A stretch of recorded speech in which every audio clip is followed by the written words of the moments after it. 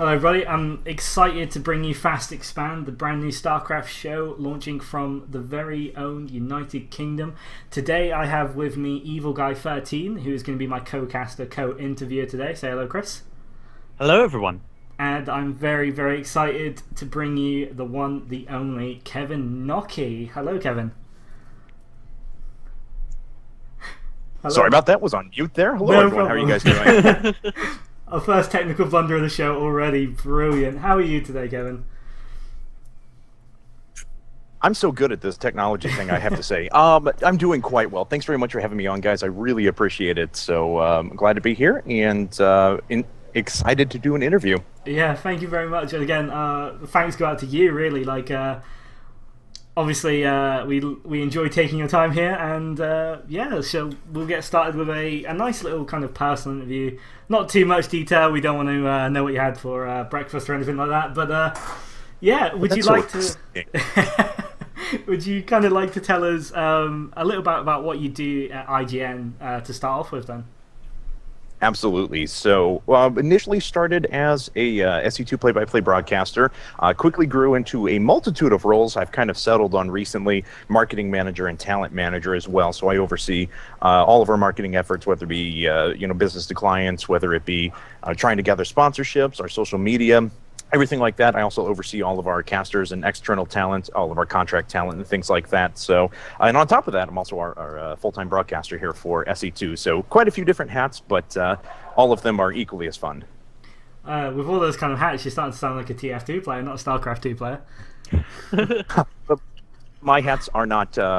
they don't cost. I at least get paid for them. So that's not too bad then. Yes. So what does that actually say? Like, what is your title then? Because obviously you do a lot. You do marketing, you do talent, you do this broadcasting. Like, so what would you actually consider your title at IPL? Well, I pretty much go by all three of them, depending on the hat I need to wear for a particular customer, something like that. When I'm on stream, I'm simply a broadcaster. When I'm talking to a client, though, it's more than likely as a marketing manager. But if I'm contacting or scouting external talent, then I'll forward my emails as talent manager. So I kind of wear all three titles interchangeably. Awesome. And do you receive free paychecks for this? I hope so. No, unfortunately, that's the part I'm trying to work right now. Now, honestly, each of those though would not be a full-time job unto themselves. Added up, it's quite a bit, I have to admit. But no, so just one paycheck for now. Oh, that's a shame. I'm gonna write to IGN and tell them that they need to pay you a little bit more. Much appreciated. Okay. As you mentioned, like, you kind of do all this for IGN, but up until maybe recently, you're kind of, I don't want to say like a small fish, but you got picked up by TB and he kind of helped your career along. But where would you say can you tell us where you come from and like where it all changed for you? Yeah, actually, I have to say, as an aside, part of the reason that I was stumbling with the technology earlier at the beginning was because I just shook his hand for the first time. He's literally standing behind me. Oh, awesome. It's kind of funny. But yeah, so I started as a small-time streamer in my house. Actually, it was in my mom's house with my wife shouting at me from the other room to be quiet at night. But that's quite all right. So I started as a small-time streamer mostly because there were a lot of people out there who are very knowledgeable about the game, but not a lot of true sports-style play-by-play broadcasters, and that's kind of the approach I wanted to bring. So I started streaming from my house, very small events, a few replays here and there. That eventually built up into smaller tournaments became bigger tournaments became things like the SC Reddit Open. Eventually I did a LAN in Indianapolis with Wolf and JP. Mm-hmm. And then I decided it was about time to fund a trip to MLG Dallas. So I did back last year, actually, about a year and 2 months ago now, I guess it would be about. So I got down there. Fortunately for me, unfortunately for MLG, the caster commentary was actually down the entire time. This was pre-isolation booths. They quickly rectified the situation, though, for the next event. But for this one, they couldn't play caster audio. So I ended up sitting in the front row next to David Ting, who I had met a couple of different times. He's our general manager of esports here at IGN, and ended up personally commentating Idra versus Kiwikaki to him. That went on for a little while, and a few days later, he offered me a position here at IGN. So that's kind of the very short of it, but that's how I got my start. In the middle of there, though, I had to give a lot of credit to Total Biscuit. A friend of mine put up some a thread about my casting, he actually took a listen in and said, "Oh, you have a great voice, great presence. Your mic is absolute crap," and he was dead on right. So graciously, he sent me a microphone. It was the first decent microphone that I had at the time, and did a little promotion for me. It certainly got me on the way. Wow, so it kind of seems like it was fate. If I'm perfectly honest, like you just happen to, sit next to David Ting. You just happen to, TB just happens to stumble upon this thread. Would you say that you were very lucky, or did you think it was going to be a matter of time kind of thing?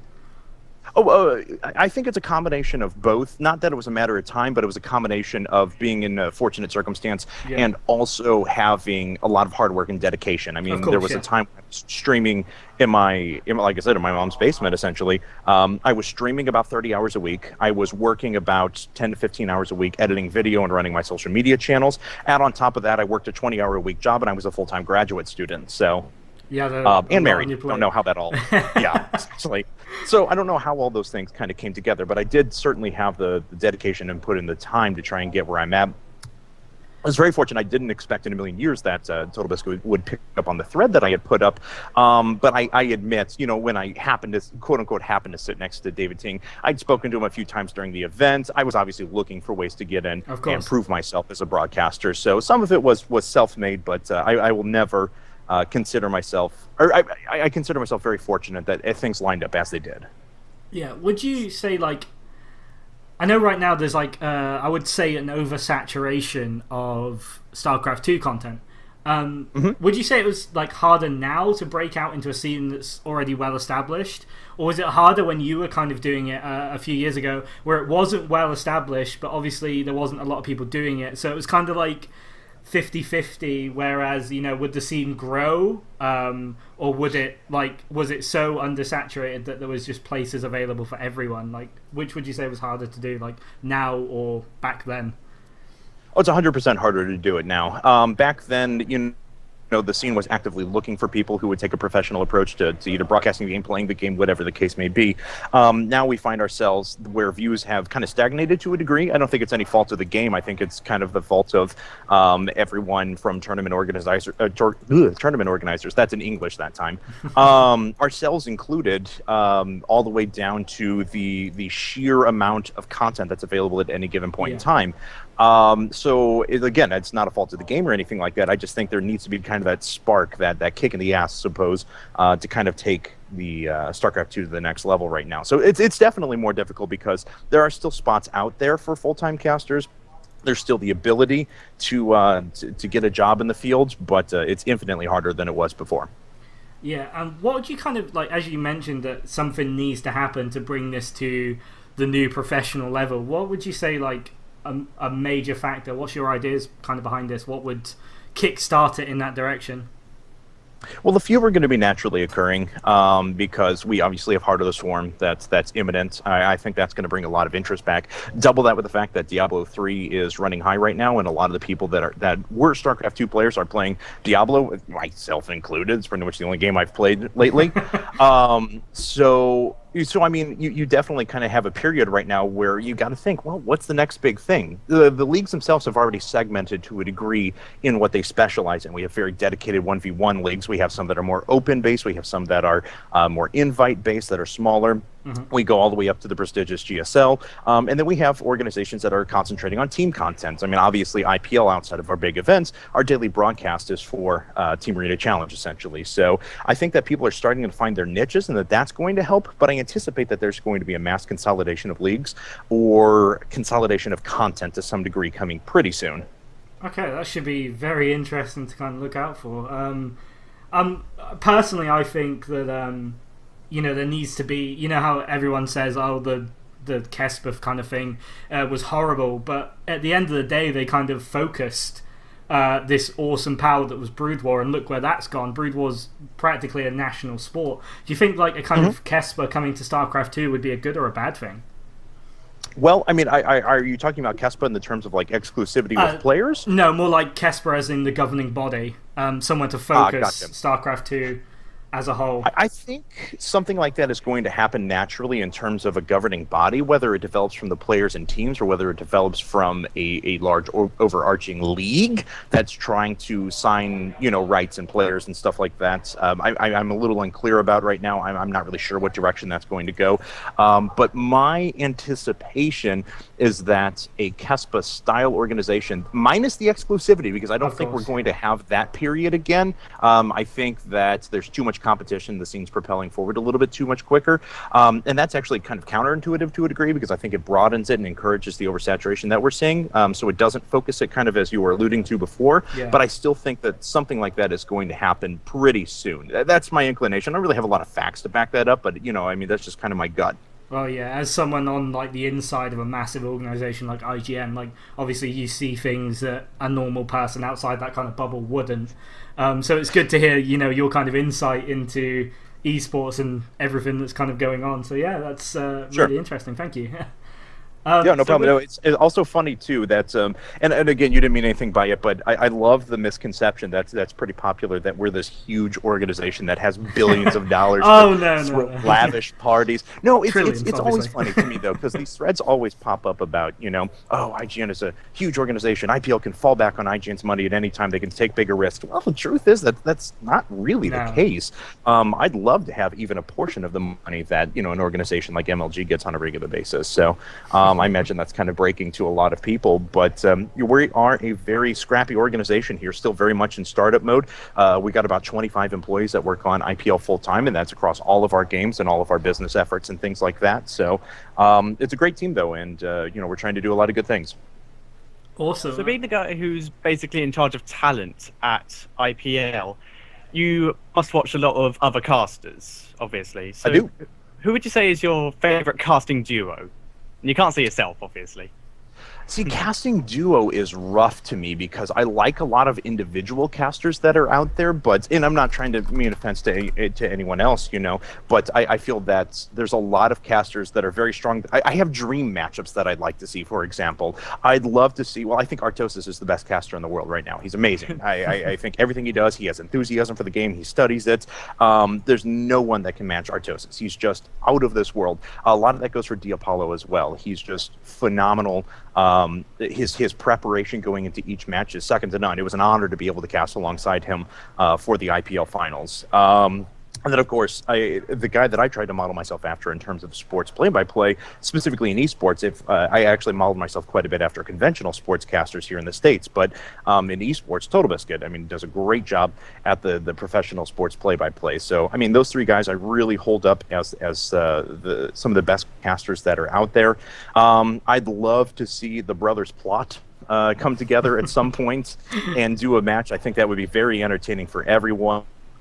But as far as the best casting pair right now, man, I really enjoy the work ethic of Kaldor, and he and Wolf do make a better combo than I think they get recognized for. Total Biscuit, Diapollo stand out to me. And of course, you can always fall back on Tastosis, but then again, I've just basically named the top three casting pairs. Bitterdam's great as well, so it's hard for me to pick a duo out, but I certainly have favorites in terms of casters themselves.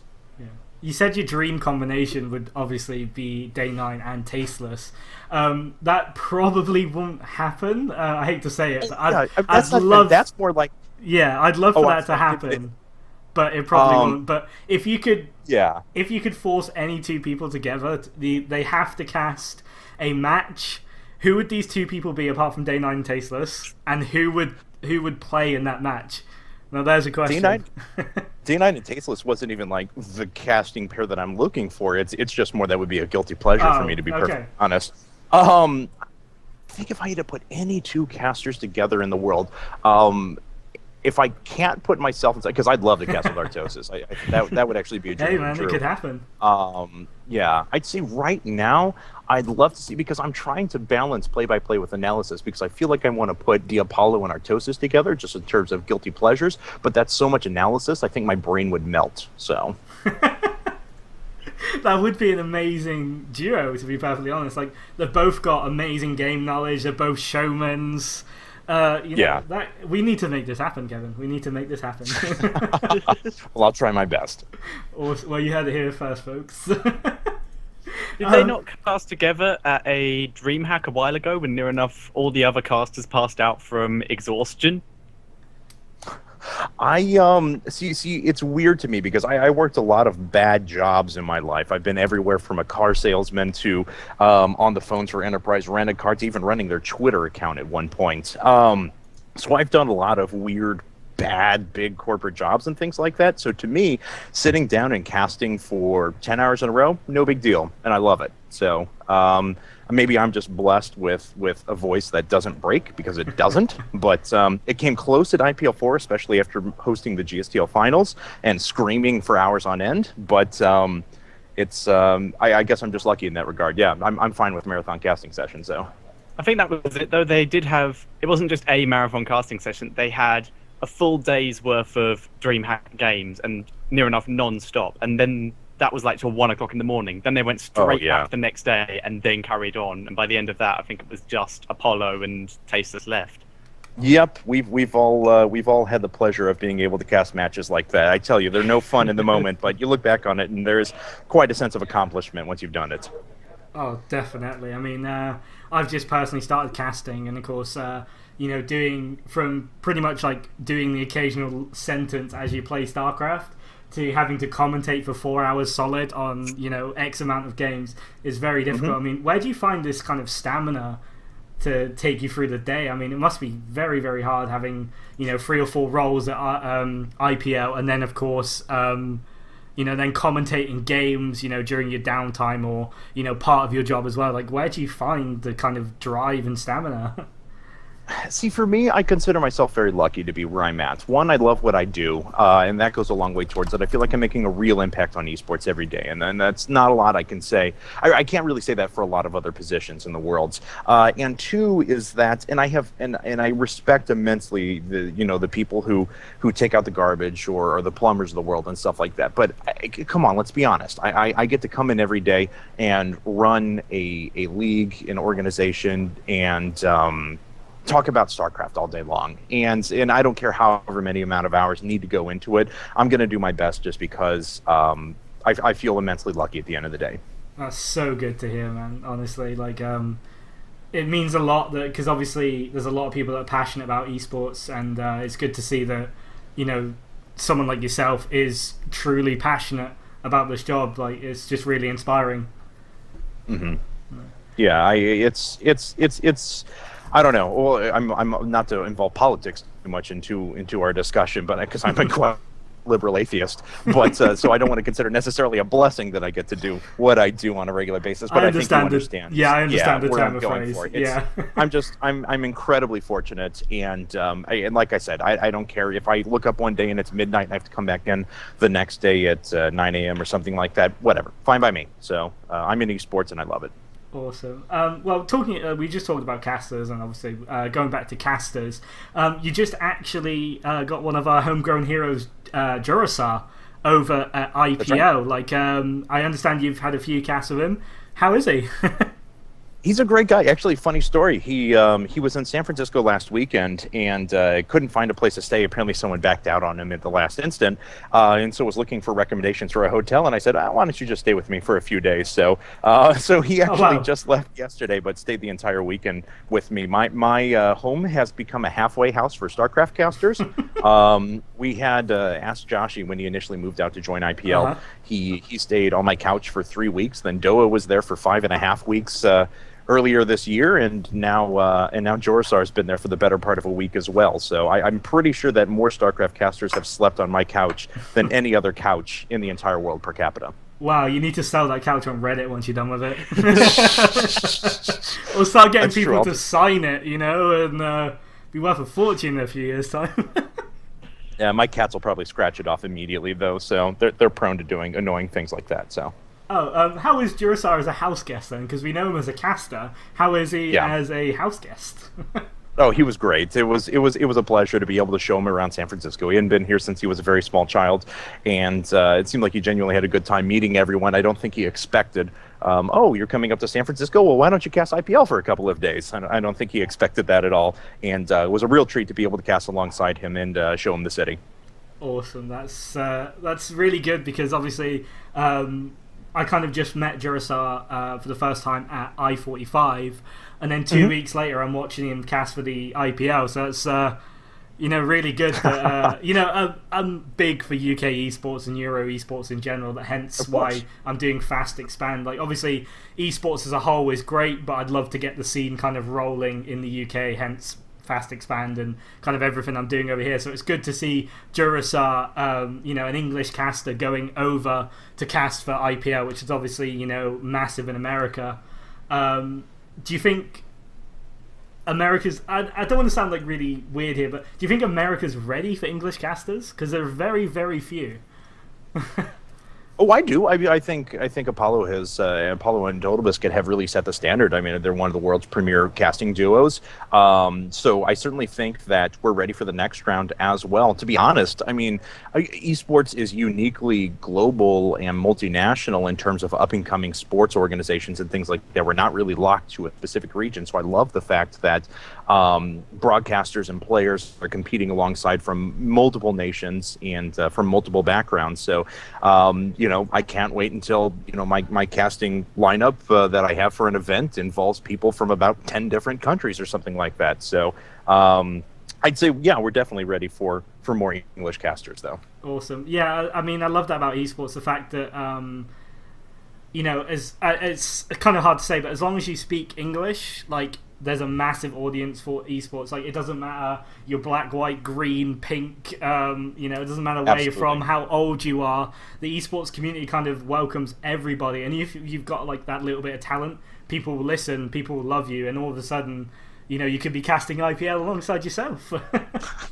Well, there you go. Yeah, and that's we try to pull from the community as well. Our last 4 casters that we picked up for our community events and interim broadcasts and things like that are, did come from the community, span a few different countries as well. So, that's definitely something we're working towards. Awesome. So, just a bit different here. What kind of games do you play outside of Starcraft 2? Like, obviously you mentioned Diablo 3, which I think just about half the world is playing right now. But is there anything? That's right. Is there any guilty pleasures, maybe? Well, I've always enjoyed single-player offline RPGs. I grew up and I remember the first game that really, really hooked on to me, that was a non-competitive game, was the Elder Scrolls 3 Morrowind. Now, I had fascinations with the earlier Zelda games and things like that going further back, but Morrowind was the first game that truly engrossed me, and I played that game for thousands of hours. It's unbelievable how much time I've put into it. And from there, I found a lot of the BioWare RPGs, Knights of the Old Republic, Jade Empire, etc. And even the original Dragon Age, I think, was one of the best throwback RPGs that's out there. Neverwinter Nights, Baldur's Gate as well. So those were the games that I always gravitated to when I was a kid. I also grew up on dial-up internet until I moved to college, so I didn't have a lot of experience with MMOs or anything along those lines. So those are certainly my guilty pleasures, although I'm quite a fan of... I'm a big auto racing guy in general, certainly not NASCAR, and I hope that will redeem me with most of the international audience that's listening to me right now. I can't stand NASCAR. I'm more of an F1 rally guy. So auto racing games are another big guilty pleasure of mine. I'm actually eyeing up a full-blown racing setup for GT5 right now. Just bought a Mini Cooper a few weeks ago, and I've already taken it out to the track a few times. So nice. Yeah. Yeah, that's just so good to hear that you are a gamer. Like, it's kind of hard to relate to a figurehead of an esports community that isn't a gamer. Like, you see that most of the CEOs of these like games companies were gamers. And some of the people, obviously TB is a massive gamer. A lot of people love watching his stuff. What would you think of someone like who owns a esports team that isn't a gamer? Would that sit right with you, or would that feel a little bit awkward? I think to a degree it would, because we're starting to expand into more casual audiences. So what I really like are organizations, or more specifically fans that are getting into games that aren't necessarily fans of the games themselves. Like, we have a lot of StarCraft 2 fans that don't play the game at all. Not saying they shouldn't pick it up, they shouldn't try, but it's good to see that the content that's being delivered is captivating enough that people who don't play the games themselves will still tune in and enjoy. The similar thing I think can be said for people who want to own teams. If we had a 55-year-old billionaire who decided that he wanted to make esports the biggest thing in the world, but he's never played a video game in his life, I'd be okay with that, because to me that means that this has crossed boundaries outside of gaming explicitly. So it sits fine with me, but So I'm not entirely opposed to it. Yeah, I mean that's a fair point. I mean, if we can get people like, for example, non-computer like spec companies that are gonna invest some money in esports, then great. But right now all we see as the sponsors are kind of like Twitch, their Logitech, their SteelSeries, etc., etc. Would you like to see more outside sponsorships, like even to go as far as like McDonald's or Nike or that kind of thing?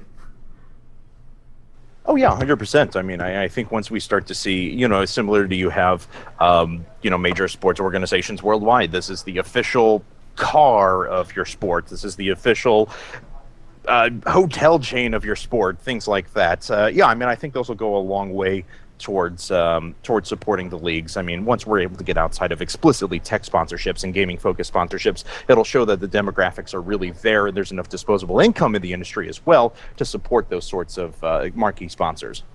Yeah, definitely. Well, I really hope that the scene kind of can grow that far, personally, and I'm sure like everyone involved in the esports kind of scene does as well. So last couple of questions really before you shoot off and go have your lovely lunch with Total Biscuit himself. We just wanted to kind of ask your relationship with Doa. Now, you did mention that he stayed on your couch for 6 weeks. He retweets everything you do. Is that the sign of a bromance coming on, or? That's right. We are secret lovers. My wife doesn't know yet, but I suppose I'm coming out live on air right now. No, he's a great guy. I've really enjoyed. We casted an event way back February of last year. It was the first live event that. A major, decent live event that any of us had done. We've been communicating for a long time. We were initially, brought together, I suppose, by what was the Rush Network at the time, which was a small organization that was trying to provide high-quality broadcasts for for smaller tournaments, things like that. Didn't really pan out, but, it ended up that Doe and I were able to start casting together at the time, and really kept going. Even when he went to GSL, we were communicating frequently over Skype and planning to cast other big events, so it was a pleasure to be able to bring him on board IPL. Yeah, I mean, it's always great when you get to work with your friends. I can't imagine a bigger pleasure, really. Mm-hmm. Oh, absolutely. Yeah. Any last questions, Chris, before we kind of wrap up this interview? Anything from you? I do have one. When you were talking about like what got you into gaming, you mentioned the first non-competitive game was Morrowind. What would you say is the game that got you really into competitive gaming? Well, there were a few. Competitively, I really started getting involved. If we're going all the way back to when I was a very small child and competitive games didn't really exist to me, anything from Mario Kart up to GoldenEye, those were the sorts of games that really kind of got me into wanting to play games better than all of my friends. I have never, ever lost a Mario Kart Double Dash challenge in the our world. I still maintain, my family and I, we had a family of 6, and we actually played Double Dash on average of 2.5 to 3 hours a night for a stretch of about a year. So I still maintain that we are the best Mario Kart gaming family in the entire world. We'll take on anyone who wants to try. But really, my first competitive game I started playing was Wolfenstein Enemy Territory. That's the one I really enjoyed, had more fun with friends than anything else. We formed a little clan amongst ourselves and tried to compete, although we were awful. But that was the first one that really jumped me into competitive gaming. Awesome. That's so good to hear. Like, I'm sure someone right now is, phoning up their family trying to get this Mario Kart game on the go. Some people might take that challenge a lot seriouser than you think. Yeah. Oh no, it's very true. So, but yeah. So I mean, I've played all sorts of competitive games over the years, but really starting to find my niche in Starcraft, and well, hopefully Diablo as well. I'm playing that quite a bit. Awesome. Well, thank you very much for being on Fast Expand. Really appreciate it, Kevin. Would you like to give a shout out to your sponsors? Let some people know your Twitter, etc., etc. Sure. Yeah. Well, my sponsors are pretty much IPL. So I thank them very much every day for giving me a chance to participate in esports on a regular basis. A shout out to my lovely wife as well for continuing to support me through the ridiculousness that is esports travel and some sort of a haphazard career within the industry itself. And other than that, thanks to everyone who's tuning in today. I think my Twitter's on screen, so check it out there at Kevin Knocke. And thanks very much for having me on. Absolute pleasure, Kevin. Thank you very much. Sounds great. I'll talk to you guys later. Have a great lunch. Bye-bye.